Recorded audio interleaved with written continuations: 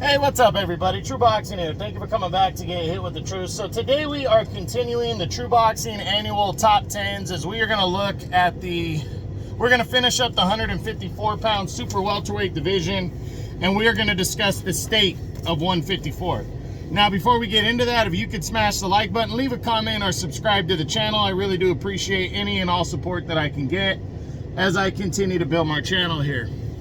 So 154 entered the year. You know, it was an interesting year because you had a feeling that 2024 was going to be a better year, but you didn't know because Jermell Charlo was still the unified champ. He still had control of 3 of the 4 world titles, and you didn't know if he was going to come back and fight at all, and who it was going to be against. You know, he had he had basically for a year and a half had the division kind of held hostage because he became undisputed champ in May of 22, I believe, and then didn't defend the title at all.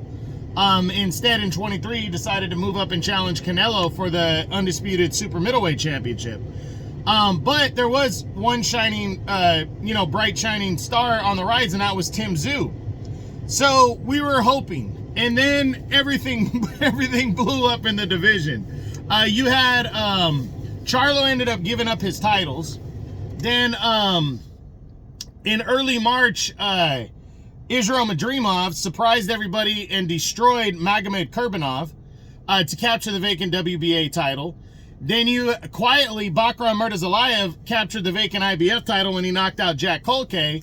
And then Sebastian Fundora upset Tim Tszyu with the vacant WBC and the WBO title on the line, but that wasn't even supposed to happen because Tim Tszyu was supposed to fight Keith Thurman in a non-title fight, but Thurman had to pull out with an injury. And then Fundora was supposed to fight Sergey Bohachuk for the vacant WBC belt, and instead the titles went on the line. But then Crawford decided to move up to 154, which we kind of had a feeling he was going to do entering the year. And then he went after Israel Madrimov and got a hard-fought victory. And then Virgil Ortiz made his debut in the division, and he won a couple fights by first-round knockout, but then ran into Sergey Bohachuk, and they had a Fight of the Year candidate. And so this division just completely exploded in a fantastic way. Now 154 is one of the deepest and one of the best divisions in all of boxing. I mean, there was a couple guys that made the top 10 last year that were towards the end that I was kind of like, I don't know if I want them in. Madrimov, Kurbanov, or guys like that, because they hadn't done much, but they had done just enough to bust into the top 10. And then now the division is just fucking on fire. I mean, seriously. Crawford's sitting at the top. Oh, and I forgot that Bakram Murtazalayev made himself a star when he destroyed Tim Tszyu back in October. Tim Tszyu, after the split decision loss to Fundora, most people didn't care because he had suffered a bad cut in that fight. So everybody was like, oh, it was because of the cut that happened. And then he would just get annihilated in a fight that he was a heavy favorite against Bakram Murtazalayev. So now we entered the year with a lot more stars at 154, and an exciting year to go. Sergey Bohachuk proved himself, defeating Brian Mendoza. Convincingly, one-sided, losing to Virgil Ortiz in a fight, though, that I don't think a lot of people were giving him a chance in. He fought his ass off, and now he enters the year after a destructive win over Ishmael Davis in December. He's ready to rock and roll. Sebastian Fundora and Errol Spence are likely going to lock horns. We're anxious to see what Bakram Murtazalayev does.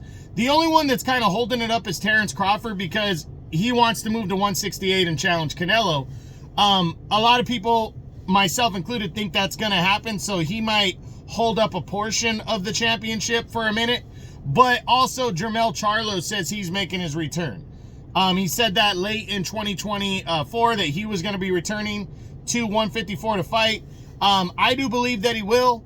I hope he comes back sometime soon. It's seeming likely that he's going to. But we also have a fantastic fight on the horizon in Israel Madrimov and Virgil Ortiz. They will collide on the February 22nd super card from Riyadh season. In my opinion, it's the best fight card I've ever seen put together, top to bottom. And that's going to be one of the huge highlights of the night.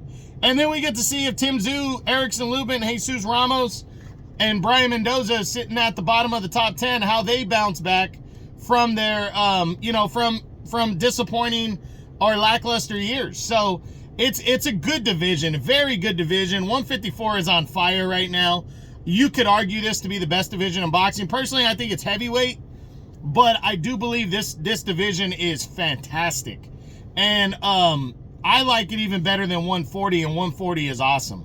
So I'm really looking forward to seeing how this division looks at the end of the year, who fights who and what happens.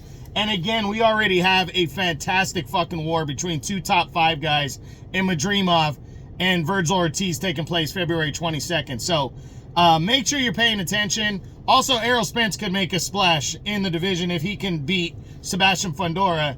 The projected working date right now is March 29th, so we'll see. But that's it. That's what I got. That is my state of the 154-pound super welterweight division. I hope you enjoyed it as my True Boxing top 10s, annual top 10s continue. I hope you enjoyed the videos. If you did, smash the like button, leave a comment, or subscribe to the channel. I appreciate any and all support. This is True Boxing, and you've been hit with the truth.